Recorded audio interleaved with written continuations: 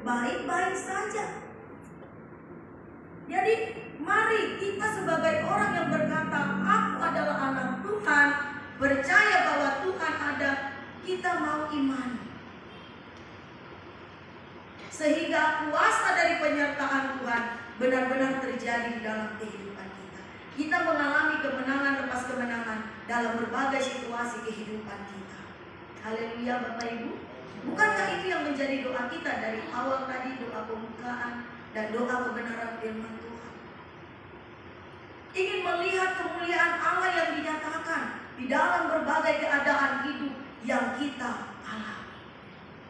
Tapi banyak kali kita menjadi gagal untuk mengalami kuasa Allah karena hanya percaya, tidak lebih dari sekedar percaya. Kalau beberapa waktu lalu ketika Om Yos doa hari Kamis, ada tingkatan, ya, dari anak kecil mulai beranjak ambil balik, ya, dan kemudian menjadi dewasa. Orang yang harus membuat sebuah keputusan, bertindak, dan ini juga yang memang benar Tuhan inginkan daripada kita. Sehingga Alkitab bilang apa? Aku mau supaya kamu pergi dan menghasilkan buah. Ya, bagaimana kita dapat menghasilkan buah? Peristiwa-peristiwa sulit dalam hidup kita akan membentuk kita menjadi orang-orang yang menghasilkan buah. Buah Roh Kudus yang memiliki 9 rasa: kasih, sukacita, apalagi damai sejahtera, kesabaran, kemurahan, kebaikan, kesetiaan, kelemah lembutan, dan penguasaan diri. Bagaimana kita tahu kita sudah mengalami dan memiliki buah di dalam hidup kita kalau kita tidak pernah diperhadapkan pada sebuah ujian? Anak-anak sekolah kalau mau naik tingkat harus ujian. Baru kita tahu kalau dia sudah mempunyai kemampuan yang lebih dari sebelumnya sehingga boleh naik kelas. Haleluya Bapak Ibu Saudara. Ya, jadi diminta kepada kita untuk lebih dari sekedar hanya percaya. Ingatlah selalu bahwa Allah kita adalah Allah yang Immanuel. Ya, sehingga di sana dikatakan apa? Salomo menyatakan pada ayat yang ke-14 tadi bahwa orang yang bersemangat dapat menanggung penderitaannya, tetapi siapa akan memulihkan semangat yang patah? Ketika kita menyadari bahwa ada Tuhan di dalam diri kita, ada Ia yang Immanuel yang selalu bersama-sama dengan kita, masalah boleh ada, persoalan boleh ada, tetapi kasih karunia-Nya akan memampukan kita melewati setiap proses kehidupan dan keluar sebagai pemenang. Amin. Saya rasa Bapak Ibu Saudara sidang jemaat Tuhan yang ada di tempat ini sudah banyak kali mengalami itu. Amin. Sudah banyak kali mengalami kasih setia dan pertolongan Tuhan di dalam kehidupan kita, sehingga kita mampu berdiri sampai hari ini. Bukan tidak banyak proses yang kita hadapi. Bersyukur kita sudah punya iman, bukan hanya sekedar percaya, tapi lebih, sehingga kita mengalami kekuatan demi kekuatan. Otot-otot rohani kita semakin bertumbuh menjadi besar, sehingga ketika diperhadapkan pada situasi yang lebih berat, lebih sulit, kita pun dapat berkata, ini pun pasti berlalu. Amin. Ya, ini pun pasti berlalu dengan pertolongan dan kekuatan yang dari Allah. Sehingga Salomo katakan, ya, orang yang bersemangat dapat menanggung penderitaan, tetapi siapa akan memulihkan semangat yang patah? Ia bertanya, karena mungkin Salomo dalam segala pengalamannya sudah pernah melihat orang yang patah hati, sehingga dia tahu sulit untuk membangkitkan semangat dari orang-orang yang sudah patah hati. Bapak Ibu Saudara pernah patah hati? Haleluya. Dan tahu rasanya betapa menyakitkan dan sulit bagi kita untuk bangkit kalau bukan karena Tuhan yang memberikan kepada kita semua kekuatan. Haleluya. Ya. Jadi mari kita jangan menjadi orang yang mudah untuk berputus asa, kehilangan pengharapan kita kepada Tuhan. belajar untuk percaya kepada Allah apapun situasi dan keadaan-keadaan yang kita alami. Sebab Alkitab berkata di dalam Amsal 18 ayat 10 tadi, bahwa nama Tuhan adalah menara yang kuat, kesanalah orang benar berlari, dan ia menjadi selamat. Ketika kita menyadari bahwa ada Tuhan yang beserta dengan kita, kita yakin kepada kebenaran firman-Nya yang berkata nama Tuhan itu menara yang kuat. Maka ketika kita datang kepada-Nya, ada keselamatan, ada pertolongan, ada pembelaan yang Tuhan akan berikan dalam hidup kita. Seperti pujian kita tadi, dalam nama Yesus, dalam nama Yesus ada kemenangan. Amin. Di dalam nama Tuhan kita ada kemenangan. Dan Alkitab pun mencatat yang demikian, bahwa nama Tuhan adalah menara yang kuat, kesanalah orang benar berlari, dan ia menjadi selamat. Penderitaan boleh datang bertubi-tubi, masalah lain datang, belum selesai masalah satu, masalah lain datang. Tetapi ketika kita yakin ada Yesus di dalam diri kita, ada Allah yang menguasai kita, yang beserta dengan kita, maka kekuatannya akan memampukan kita menghadapi situasi-situasi yang sulit. Keselamatan yang Dia janjikan kepada kita ketika kita berlari kepada Dia, itu akan menjadi milik bahagia kita. Amin. Haleluya Bapak Ibu Saudara. Jadi mari jangan menjadi orang yang mudah putus asa. Jangan menjadi orang yang mudah tawar hati.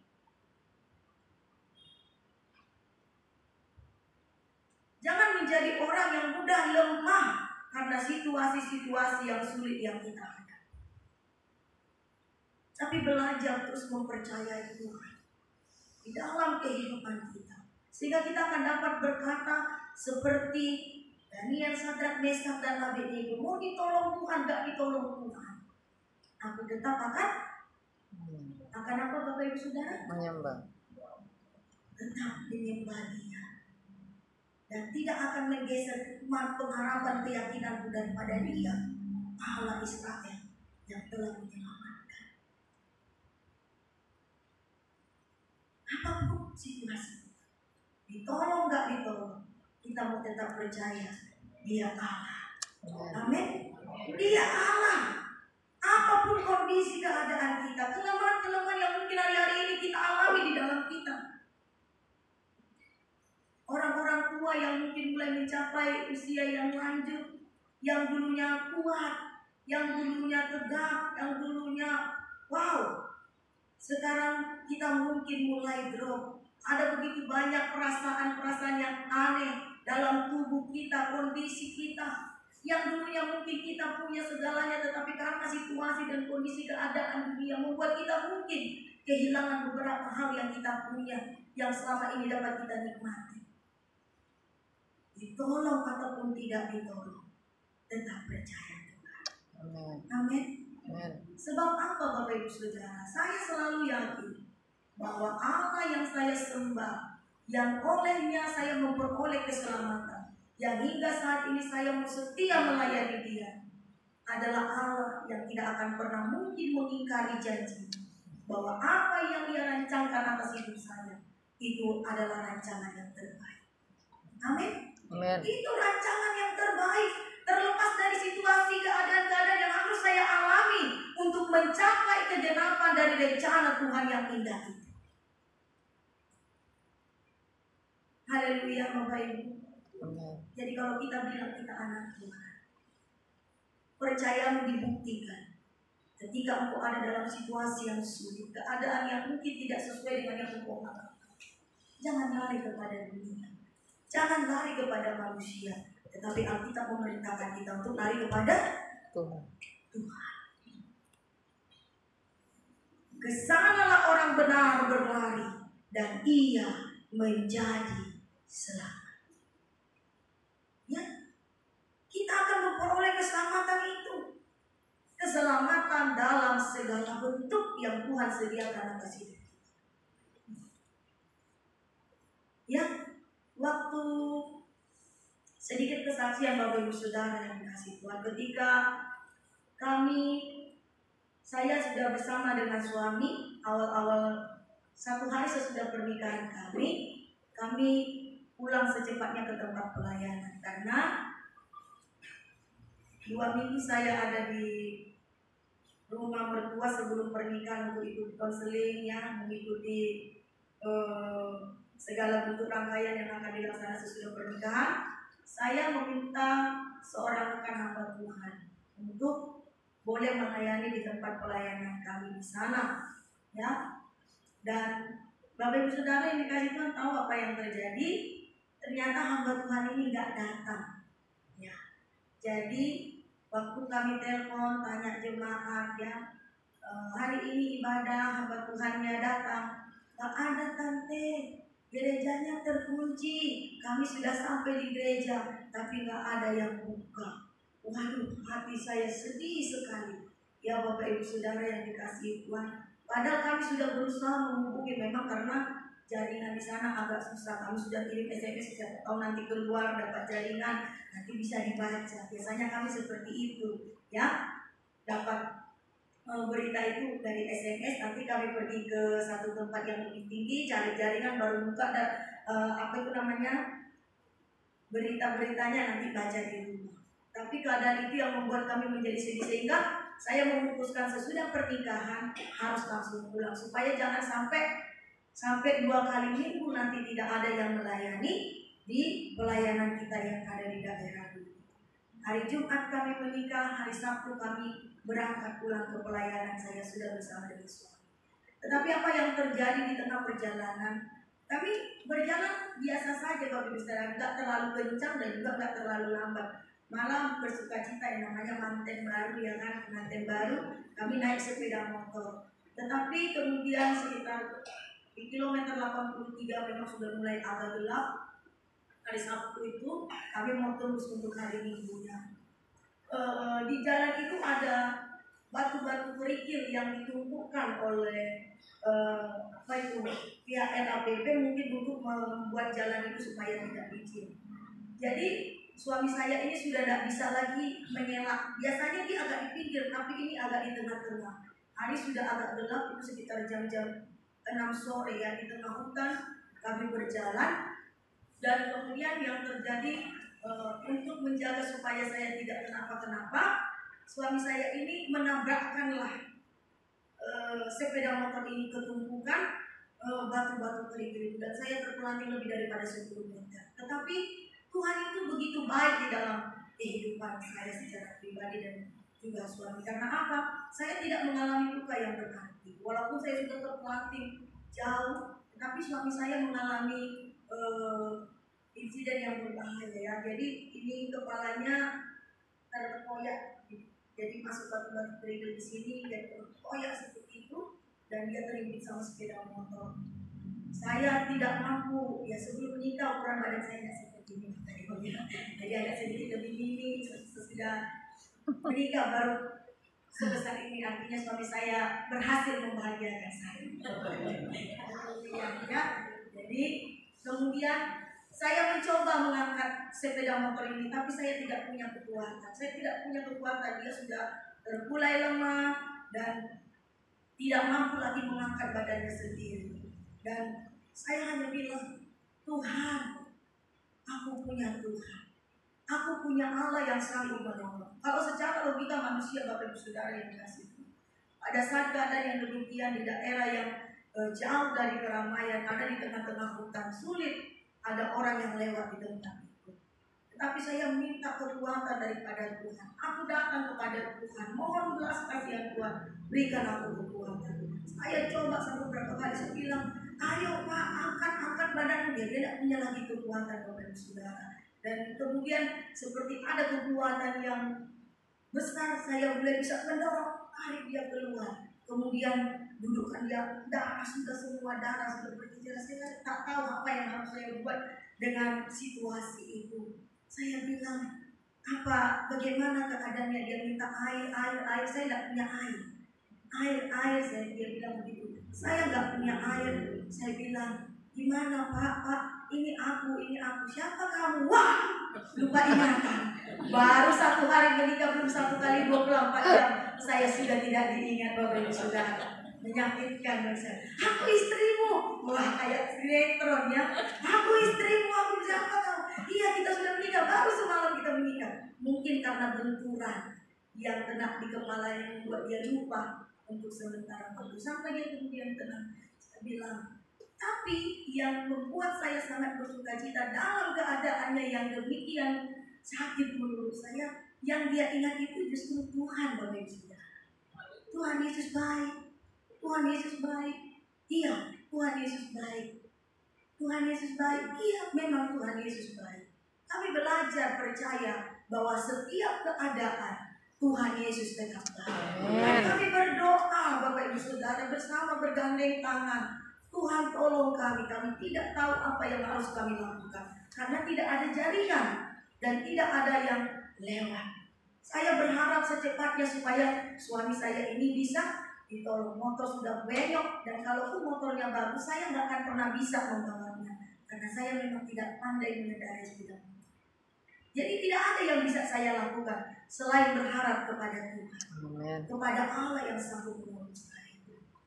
Dan beberapa waktu di situ mulai gelap, saya mulai berpikir apa yang harus saya buat ini. Darah terus bercucuran dan suami saya minta air minum. Mobil lewat dari ujung sana, ada truk. Saya berhentikan, tolong, nggak mau berhenti Bapak Ibu Saudara. Sudah dilihat kami tergeletak di situ. Mungkin karena takut, pikiran legal ya, karena kan hutan, orang tak berani. Mungkin karena ada pernah kejadian begitu.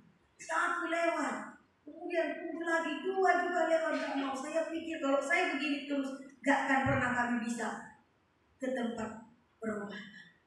Dan kemudian saya langsung berdiri di tengah ketika lihat ada 1 mobil lagi. Saya berdiri di tengah-tengah. Saya renang-renang mau ditabrak lagi, tapi mereka berhenti. Tapi Bapak Ibu Saudara, ini mobil gak mau nabrak saya, dia pergi ke ujung sana, pergi meninggalkan kami. Tuhan, hanya Engkau yang sanggup menjamah hati orang untuk mereka mampu berbelas kasih kepada kami, membuat mereka percaya bahwa kami sedang membutuhkan pertolongan.